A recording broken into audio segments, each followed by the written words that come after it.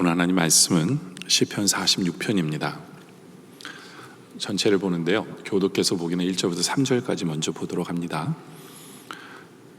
하나님은 우리의 피난처시요 힘이시니 환난 중에 만날 큰 도움이시라.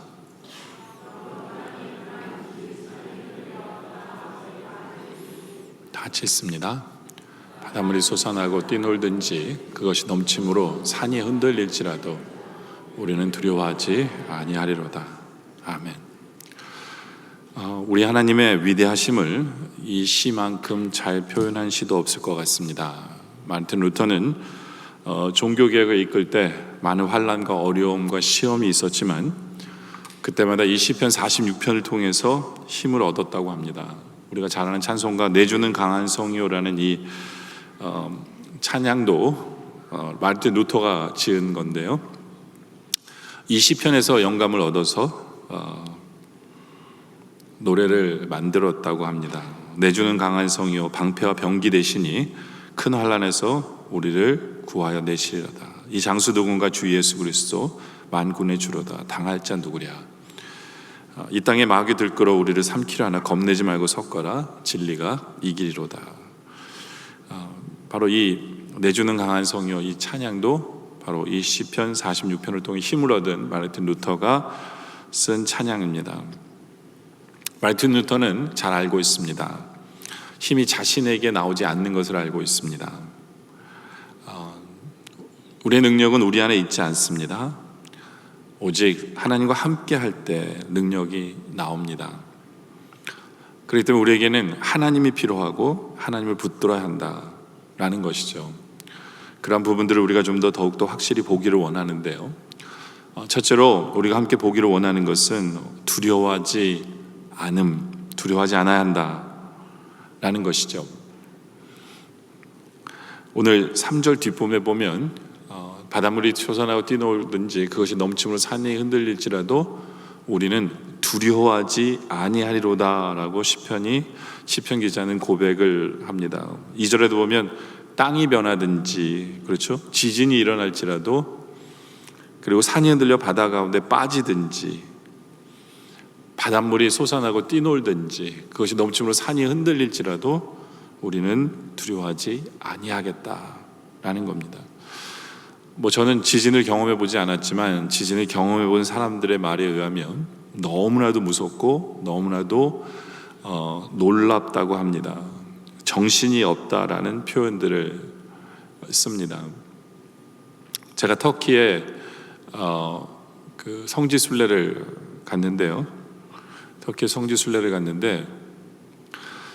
이상하게 옛날 도시들이 그대로 남아 있어요.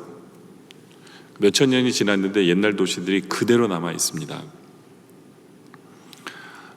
그래서 신기하잖아요. 우리나라 같으면 옛날 도시를 다 이렇게 해가지고 다시 해서 집을 새로 질 텐데 옛날 도시들이 그대로 남아 있어요. 몇천 년이 지나서. 그래서 이 사람들은 이렇게 옛날부터 이렇게 고고학을 중요시 여겼나? 라고 생각했는데 그게 아니에요. 그게 아니라 옛날 사람들은 다 산 위에다가 산 꼭대기에 평지가 있잖아요. 거기다가 건물을 졌습니다. 돌로. 그러니까 엄청난 무게의 모계들을 산으로 옮겨서 산 위에다가 집을 지었어요. 산 위에다가. 근데 왜 산 위에다 짓냐면 적들이 쳐들어오는 것을 막기 위해서 그래요. 그러니까 적들이 쳐들어오면 산 위에 있으면 공격하기가 더 쉽고 막아내기가 쉽잖아요. 그래서 다 옛날 도시들은 몇천 년 된 도시들은 다 산 위에 있어요. 근데 가만 보니까 새로 된 도시들은 산 위에 하나도 없어요. 다 땅 밑에 있는 거예요. 그래서 그 산 위에 있는 도시들을 건드리지 않은 거예요. 근데 왜 집들이 산 위에 있지 않을까요? 지진 때문에 그래요. 지진 때문에. 산 위에다가 돌로 집을 다 만들었는데 지진이 좀만 지나면 다 그 돌들이 허물어져 가지고 사람들이 다 죽기 때문에 더 이상 산 위에 살질 않아요. 그러니까 이 당시에도, 시편 기자 이 당시에도 이 지진이 얼마나 무서운가를 알고 있는 사람이다라고 볼 수 있어요. 근데 이 지진이 지진으로 끝나는 것이 아니라 이제는 지진 후에 쓰나미가 몰려오잖아요. 그러면 바닷물이 솟아납니다. 그래서 덮치는 거거든요. 완전 케이오스죠. 이 엄청난 두려움이에요. 근데 그것을 보고 경험했던 이 시편 기자는 이렇게 고백하죠. 우리는 두려워하지 않는다. 우리는 두려워하지 않는다. 왜 두려워하지 않을까요? 1절에 시편 기자가 이렇게 고백하죠. 하나님은 우리의 피난처시오 힘이시니 그리고 환난 중에 큰 도움이시기 때문에, 피난처 되시고 힘 되시고 도움 되시기 때문에 우리 하나님 때문에 두려워하지 않는다라는 거예요. 근데 이제 이 원어에 보면요, 하나님은 우리의 피난처시오 힘이시니 환난 중에 만날 큰 도움이시라. 이 큰이라는 이 단어가 큰 환난 중에 만날 도움이시다라고도 되고요, 환난 중에 만날 큰 도움이시다라고도 돼요. 이 큰이 어디에 가느냐에 따라서 내용이 바뀌는데, 근데 큰 환난 중에 만날 도움이시다라고도 해석을 하는 사람들이 많아요. 왜냐하면 하나님의 도움은 무조건 큰 거예요. 그러니까 크고 작은 게 있을 수가 없다. 그래서 큰 환난에서 우리 하나님은 확실하게 도우시는 도움이시다라고도 보는데요, 바로 우리 하나님 때문에 우리는 겁없는 신앙을 가집니다. 겁없는 삶을 살아가는 것, 그것이 우리의 모습이어야 한다라는 겁니다. 여러분들, 우리를 두려워하게 만드는 게 뭡니까? 여러분들, 우리는 무엇을 두려워합니까? 무엇이 두려워서 우리는 말씀대로 살지 못하고, 무엇이 두려워서 우리는 넘어지고 쓰러집니까? 무엇 때문에 우리가 두려워합니까? 이 마이크라는 사람이 캐나다 서부에서 몇 년 동안 기자 생활을 했던 사람이에요. 이 사람이 37번째 생일을 맞아서 회사에 사표를 냅니다. 그리고 그동안 모았던 전 재산 3만 달러를 집을 팔아서 3만 달러를 손에 쥐고는요, 길을 가다가 한 노숙자에게 그 3만 달러를 다 줬어요. 다 주고 이 사람은 옷 몇 벌 짐을 챙기고 이제 여행을 떠납니다. 왜 이 사람이 갑자기 이런 결정을 내렸냐면, 이 사람이 죽음을 앞둔 환자들을 취재하러 다녔었거든요. 죽음을 앞둔 환자들을 취재하러 다니다가 갑자기 이런 생각이 든 거예요. 만약에 하나님이 나를 지금 오라고 하시면 나의 모습은 어떠한 모습일까? 라고 보니까 너무너무 안타까운 거예요. 왜냐하면 돈이 없어질까 봐 두려워하고, 잡이 없어질까 봐 두려워하고, 그런 두려움들이 회사에서 기자로서 살아가면서 계속해서 컴프로마이즈하고 시험에 들고 죄를 짓게 만드는 자신의 모습을 보는 거예요. 자신의 모습을 보면서 내가 뭐가 이렇게 두려운가? 하나님 나를 이제 오라고 하시면 나는 준비되었는가? 준비가 안 된 거예요. 근데 가만 보니까 왜 그런 걸 보니까 자기의 두려움 때문에 그런 거예요. 돈에 대한 두려움, 자기 직업에 대한 두려움. 그래서 결단을 한 거예요. 자기 집을 다 팔아버리고 재산을 남줘버리고, 그리고 그 플로리다에 있는 케이프 피어라는, 그러니까 두려움의 항구라는 거기를 가봐야 되겠다라고 마음먹습니다. 왜냐하면 두려움이 문제라고 생각해서 거긴 도대체 뭐가 두려워서 이름을 케이프 피어라고 얘기했을까 해서 가서 보고 싶은 마음으로 배낭을 메고 이제 여행을 떠납니다. 미국으로. 엄청난 거리의 거리를 캐나다부터 걸어서 내려오는 거예요. 근데 수많은 사람들을 만납니다. 걸어 다니니까 정말 겉으로 볼 때는 강도처럼 생긴 그 바이크족을 만나요. 근데 그 사람들이 오히려 훨씬 더 정적이고 착한 것을 발견합니다. 오다가 감기 몸살이 걸렸는데 약을 주는 사람들은 그 사람이에요. 그리고 걸어가는데 오토바이를 태워주는 사람들은 그 사람들인 거예요. 예. 그리고 천둥과 번개가 치면 비에 젖은 채로 침낭에 들어가서 잠을 청하고 6주 동안 북쪽에서 남쪽으로 횡단을 하는데 성공합니다. 그리고 그가 케이피어라는 그 두려움의 항구라는 곳에 도착을 합니다. 근데 도착하고 나니까 두려울 게 하나도 없는 항구예요. 알고 보니까 원래 케이프 페어라는 게 그 프렌치거든요. 프렌치 말로 확신이라는 거예요. 다시 말해서 확신의 항구인데 영어에는 fear라는 단어가 없으니까 그냥 발음을 하다 보니까 fear라고 쓴 거예요. fear라고. 그러니까 잘못 표기된 거예요. 잘못 표기된 거예요. 그래서 그가 그곳에 도착하면서 깨달은 게 뭐냐면, 참 두려울 게 없구나. 두려울 게 없구나. 내가 돈 때문에, 직업 때문에 두려워서, 그것을 잃어버릴까 봐 두려워서 내가 시험에 들고 하나님 말씀대로 살지 못했는데, 아무것도 없는데 내가 여기까지 오지 않았나. 자신의 인생을 보면서 두려울 게 없구나. 두려울 게 없구나 라는 것을 깨달았던 거예요. 우리도 한번 생각해 봐야 되지 않을까요? 여러분들, 우리는 뭐가 두려웁니까? 뭐가 두렵습니까? 뭐가 두려워요? 이런 말 있죠. 홀스가, 말이 힘이 있는지를 안 있는지를 알려면 먼 길을 가봐야 알고, 또 그 사람이 어떤 사람인가를 알려면 그 사람과 오랜 시간을 함께 보내봐야 된다라는 얘기가 있어요. 그리고 사람의 그릇이 얼마나 되느냐를 알려면, 어떤 문제가 생겨보면 그 사람의 그릇을 알게 된다라는 말들이 있어요. 여러분들, 우리의 믿음은 어떠합니까? 우리는 입으로는 믿습니다, 믿습니다, 아멘, 아멘 고백하지만 실제적으로 우리는 믿음이 있습니까? 그 믿음은 예수 처음 믿을 때 주님 믿습니다, 이거는 아직 아니에요.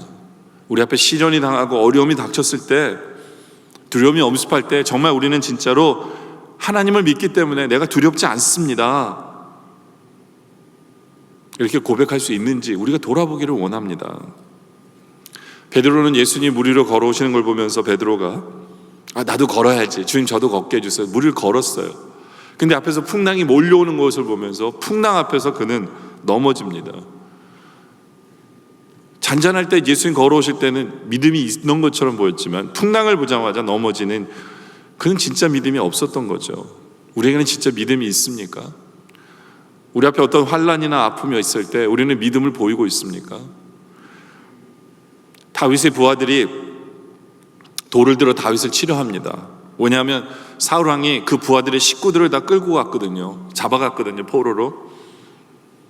그래서 오히려 다윗을 돌로 치려고 해요. 당신 때문이라고. 그랬을 때 그 참담한 환경 속에서 다윗은 믿음으로 일어나서 가자, 우리가 가서 그들을, 포로를, 우리의 식구들을 데려오자 해서 데려옵니다. 믿음으로. 문제가 생겼을 때 진정한 믿음이 드러나는 거죠. 그렇죠? 사렙다 과부는 아들과 함께 마지막 남은 밀가루를 떡으로 만들어 먹고 죽을 작정이었어요. 그런데 선지자가 왔을 때 그 마지막 떡을 대접합니다. 믿음으로 대접하는 거죠.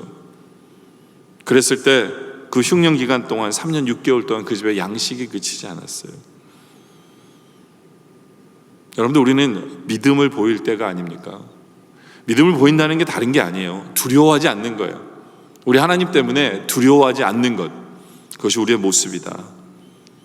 근데 그렇다면 두 번째로 우리는 어떻게 하면 두려워하지 않을까요? 어떻게 하면 두려워하지 않을까?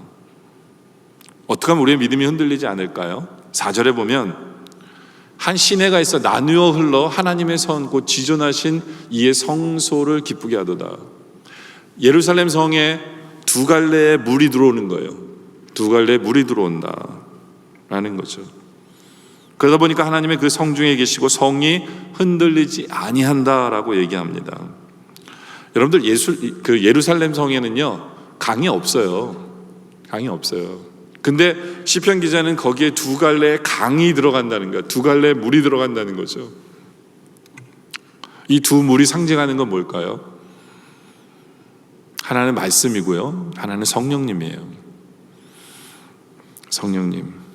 이것은 예배를 의미합니다. 하나님의 전에 성도들이 은혜를 받아서, 말씀의 은혜를 받고 성령의 은혜를 받아서 힘을 얻기 때문에, 예배를 통해서 주님을 그렇게 만나기 때문에 그들은 두려워하지 않는 거예요. 그들은 두려워하지 않는 거예요. 여러분들, 우리의 예배는 어떠합니까? 우리의 예배를 통해서 우리가 예수 그리스도를 만나고 성령님께서 우리에게 베푸신 은혜 속에 들어가고, 말씀을 통해 우리가 은혜에 들어가면서 역시 우리 하나님은 나의 산성이시고 나의 방패시고 나의 피난처이십니다라고 고백할 수 있습니까?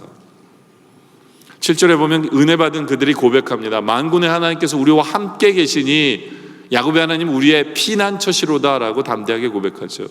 이것은 예배를 통해서 주님을 만났을 때 주님이 나와 함께 하신다는 확신을 얻게 되고 하나님이 나의 확신, 피난처가 되심을 고백하는 거죠.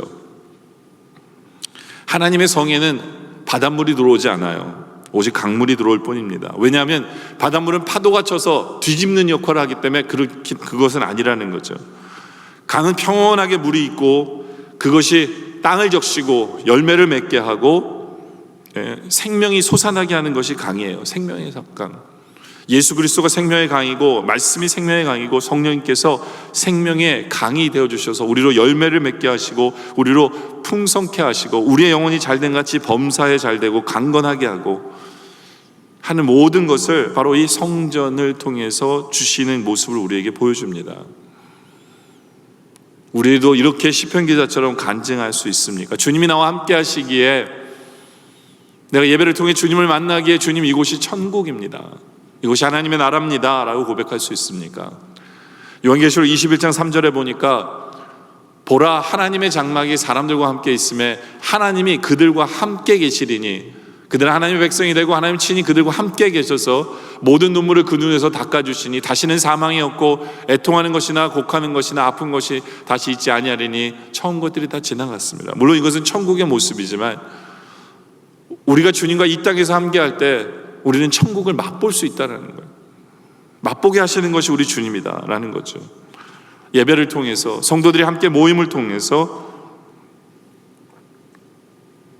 삼겹줄이라는 얘기가 있죠. 자문에 보면 삼겹줄은 끊어지지 않는다는데 삼겹줄은 뭐예요?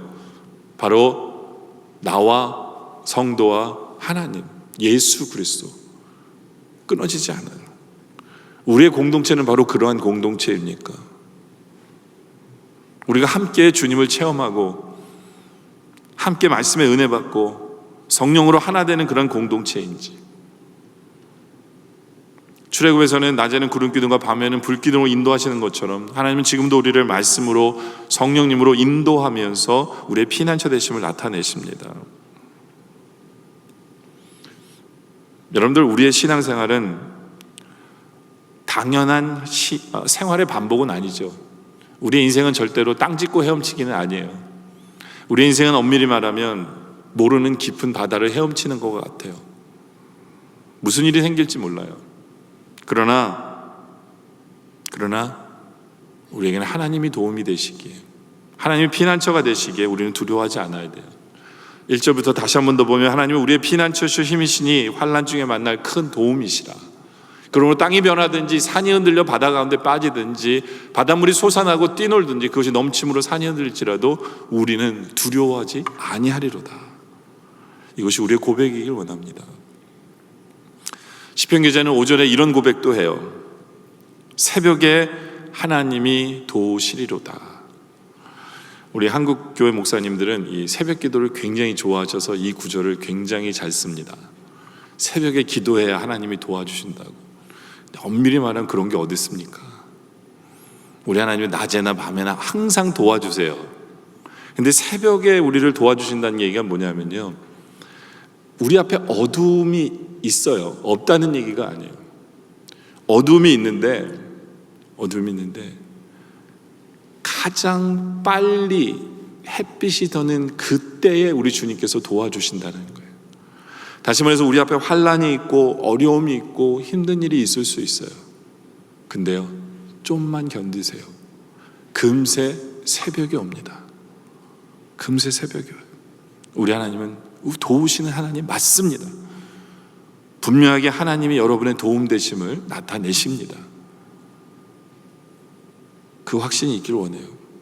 그러기 위해서는 우리가 예배를 통해서 우리 전에 두 강물이 우리에게 흘러들어서 말씀의 은혜의 강물, 성령의 은혜의 강물이 우리에게 흘러들어서 우리가 그것을 생수를 마심으로 말미암아 우리가 주님을 만나고 힘을 얻는, 이제는 두려울 것이 없는 우리의 모습이길 원해요. 그렇다면 두려움이 없다면 우리는 어떤 행동을 하며 살아야 될까요? 세 번째로 보면 가만히 있는 행동을 보일 때다라는 거죠. 우리는 꼭 뭔가를 해야 된다고 생각할지 모르지만요, 가만히 있는 게 얼마나 힘든지 몰라요. 근데 그것을 우리는 보일 때요, 가만히 있는 것. 10절에 보니까 이르시기는 너희는 가만히 있어. 내가 하나님 됨을 알지어다. 너희는 가만히 있어. 가만히 있으라는 것은 라파라는 단어를 씁니다. 이건 명령이에요. 너는 가만히 있어야 된다라는 거죠. 가만히 있으라는 말, 가라앉히고 있으라, 조용히 하라, 마음을 편히 하고 있어라, 단순하게 하라, 마음을 비워라 라는 뜻이에요.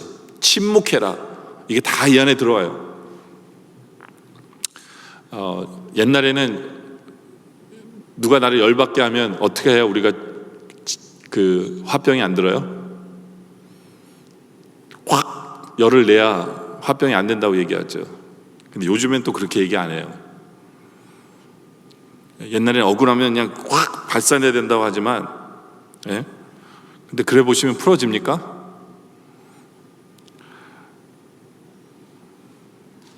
요즘에는 오히려 그런 얘기를 해요. 화가 나잖아요. 좀 참으세요. 그럼 화가 싹 누그러들어요. 슬프세요?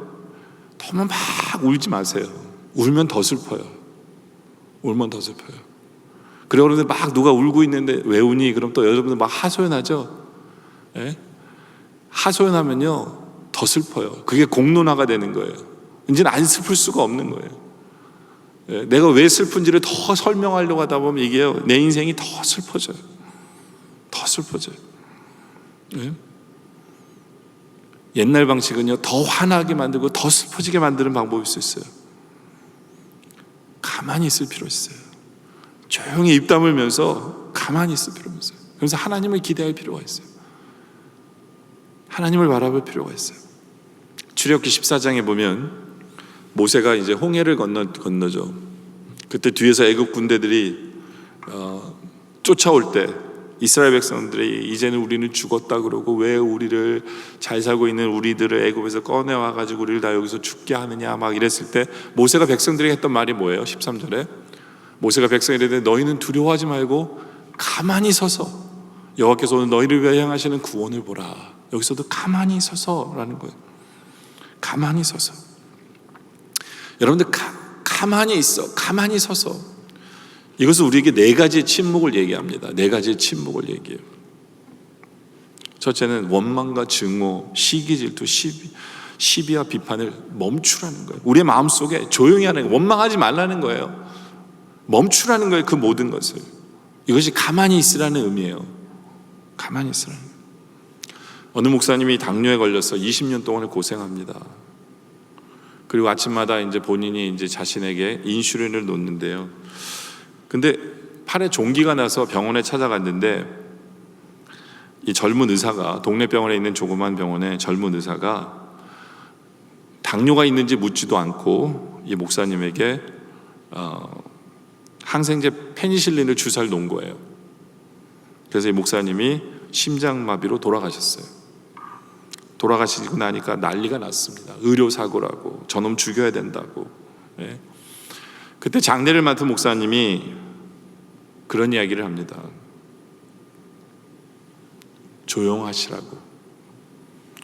지금 목사님이 돌아가셨는데 이분의 죽음을 통해서 한 젊은 의사의 인생을 망치는 것이 이 목사님이 원하시는 뜻이겠느냐, 하나님이 원하시는 뜻이겠느냐.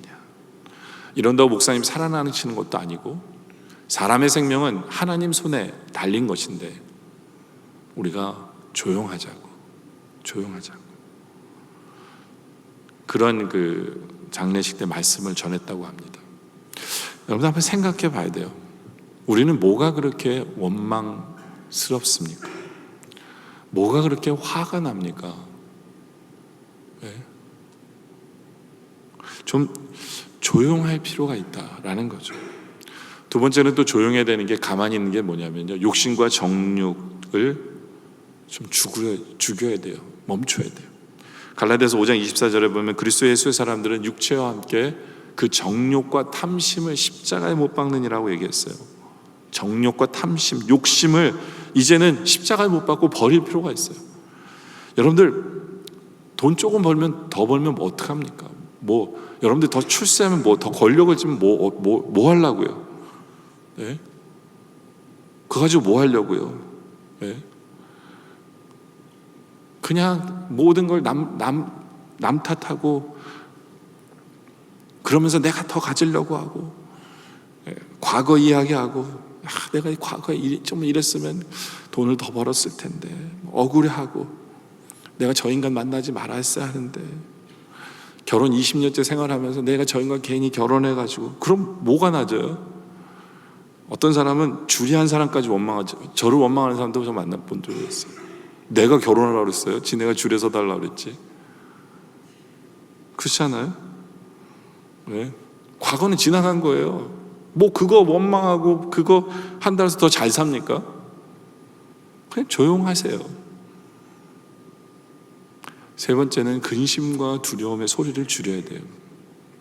내가 근심하고 걱정한다고 해서 내가 두려워한다고 해서 우리가 힘이 있습니까? 뭐 할 수 있어요? 할 수 없어요. 괜히 옆에 사람과 신경질 내고 부부 사이 싸움이나 하지. 예?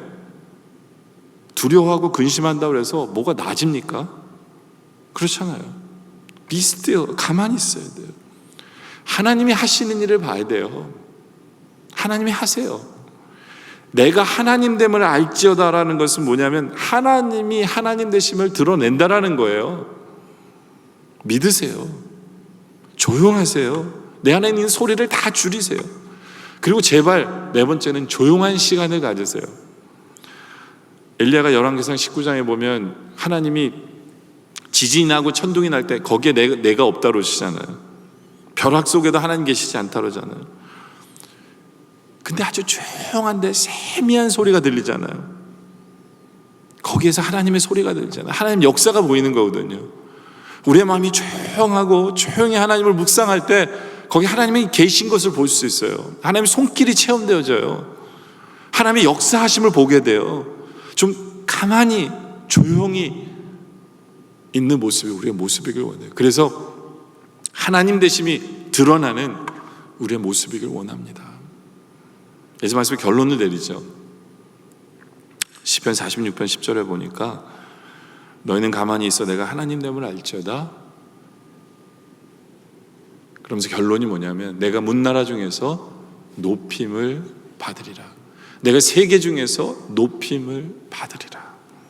하나님이 영광 받으시기 위해서 이 모든 일이 이루어지는 거예요. 하나님이 높임을 받으시기 위해서 이 모든 일을 행하시는 거예요. 우리는 그것을 믿고 두려워하지 말고 담대하게 주님 피난처 밑에서 주님과 함께 하는 거예요.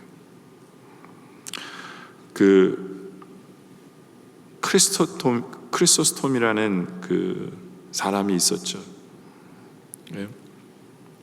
교부인데요. 이 사람이 유독시아라고 하는 황후로 인해서 그가 유배를 갑니다. 유배를 가는데 이 사람이 설교문을 하나를 남기죠. 이 사람이 뭐라고 나누냐면 죽음도 유배도 환난도 상관없습니다. 주님이 나와 함께 하시니까. 그러면서 이런 유명한 말을 남기죠. 당신이 나를 쫓아내면 나는 엘리야 같이 될 것이고 황후 당신이 나를 구덩이에 던지면 나는 예레미야 같이 될 것이고 황후 당신이 나를 바다에 던지면 나는 요나 같이 될 것이고 돌로 치면 나는 스데반과 같이 될 것이고 목베임을 당한다면 나는 세례 요한처럼 될 것이고 매로 때린다면 나는 사도 바울처럼 될 것입니다 라고 하면서 빙그레 웃으면서 이 이야기를 했다고 합니다. 저는 처음에는 잘 못 알아들었어요. 이 사람 무슨 얘기하는 거야. 근데 정말 대단한 고백이에요. 여러분들 우리가 이 땅에 살아봤자 100년도 못 살아요. 우리에게 제일 중요한 것은 영원히 중요한 거예요. 영원히. 그렇죠? 이 땅에서 내가 주님 때문에 고통당하고 힘들고 어려워 100년이에요. 고작해서 100년이에요. 그리 길지 않은 세월이에요. 그리 길지 않은 세월. 그냥 여기서 잘 먹고 잘 살고 그냥 나 드러내고 내 욕심대로 살려고 하고 그렇게 못 살까 봐 두려워하고 걱정하고 근심하고 싸우고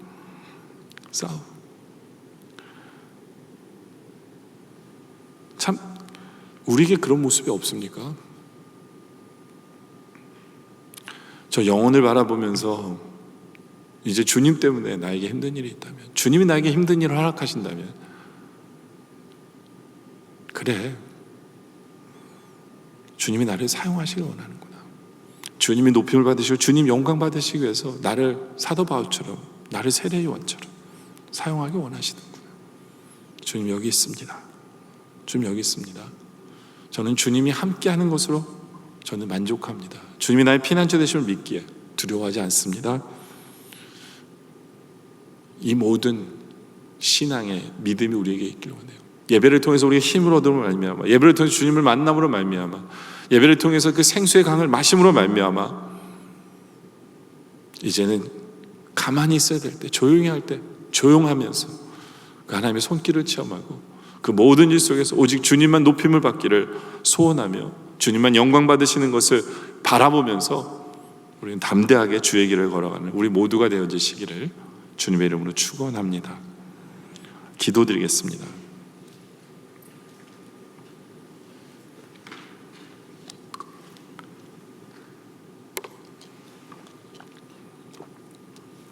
아버지 하나님, 감사합니다.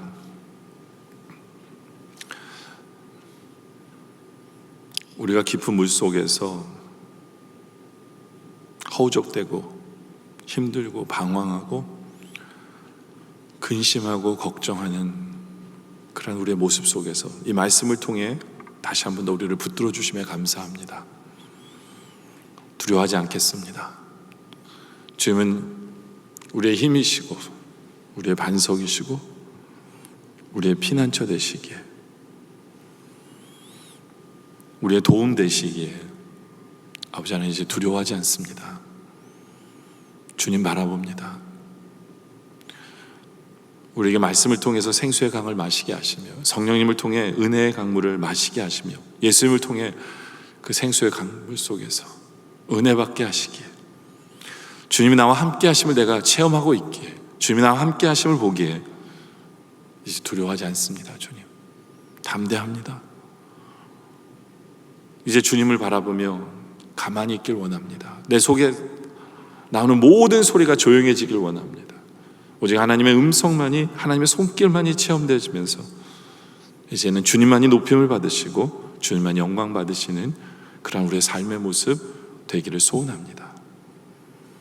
지금도 우리와 함께 하시는 아버지 하나님, 우리의 피난처 되신 아버지 하나님, 우리의 도움 되신 아버지 하나님, 주님 붙들며 날마다 살아가는, 힘있게 살아가는 우리 모두 되게 하여 주시옵소서. 예수님의 이름으로 기도드립니다. 아멘.